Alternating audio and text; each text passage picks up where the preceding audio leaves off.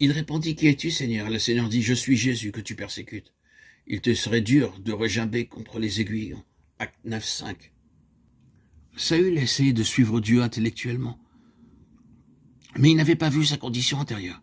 Il vit la pleine lumière pénétrant en lui, et il s'écria, comme dans Romains 7 au verset 18, « J'ai la volonté, mais non le pouvoir de faire le bien. » Mais le Seigneur Jésus-Christ lui disait en quelques mots, « Sans le savoir, tu as causé du dommage à mon œuvre. Seule la lumière venant en nous peut nous montrer le dommage que nous causons à l'œuvre de Dieu et à nous-mêmes. Seule la lumière de Dieu peut nous montrer notre véritable condition. Laissez donc la lumière de Dieu pénétrer en vous pleinement. Ne l'en empêchez pas. Au début, ce sera une expérience très humiliante. Saül était extrêmement fier de sa connaissance, de son intelligence, mais la lumière de Dieu le projeta sur sa face. Cet homme transportait beaucoup de papiers marqués de l'autorité des sacrificateurs et lui permettant de mettre en prison chaque croyant rencontré. Son cerveau était rempli d'idées et ses mains pleines de combats. Il courait pour capturer les croyants de Damas, mais ses idées et ses papiers s'envolèrent. Il était là, dans la poussière, et le Seigneur disait, « Tu gaspilles ton temps, ton argent et ton énergie. Tu regimbes contre les aiguillons.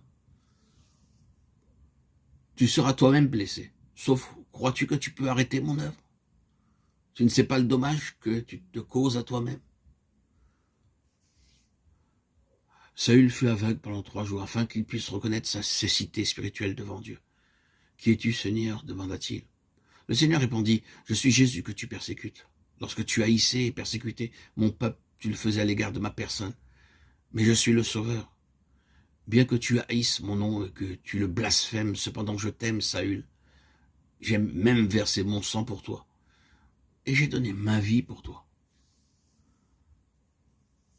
Après cette vision de Paul, nous cherchâmes aussitôt à nous rendre en Macédoine, concluant que le Seigneur nous appelait à y annoncer la bonne nouvelle. Acte 16, 10. Saül répondit donc à la voix, « Seigneur, que veux-tu que je fasse ?» Le Seigneur lui ordonna d'aller à Damas, où il lui serait dit ce qu'il avait à faire.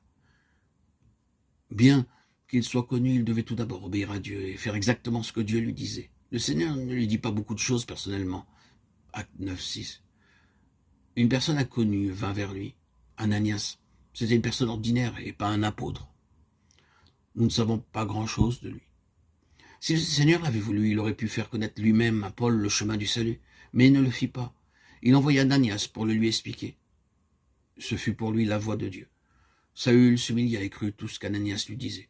« Maintenant je connais ce merveilleux chemin, pensa-t-il, mes péchés sont effacés, je persécutais celui qui est mort pour moi. » Puis il fut baptisé par Ananias. Dès lors, il entendit souvent la voix de Dieu. Toute sa vie et son ministère durant, en entendant la voix de Dieu, Saül continua d'accomplir sa volonté. Acte 16. Le Seigneur commença à travailler puissamment en Galatie et en Mysie.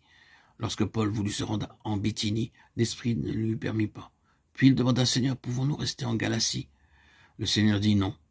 Et pour la Mysie, mais la voix de Dieu se fit entendre, « Va en Macédoine. » Bien que ça se situât sur l'autre continent, il obéit. C'est ainsi que l'évangile du Seigneur Jésus-Christ entra en Europe. Saül et ceux qui étaient avec lui entendirent la voix de Dieu, y obéirent. Et lorsque le trouble survint dans Acte 18, 9, quel privilège ce fut pour eux de souffrir pour son nom.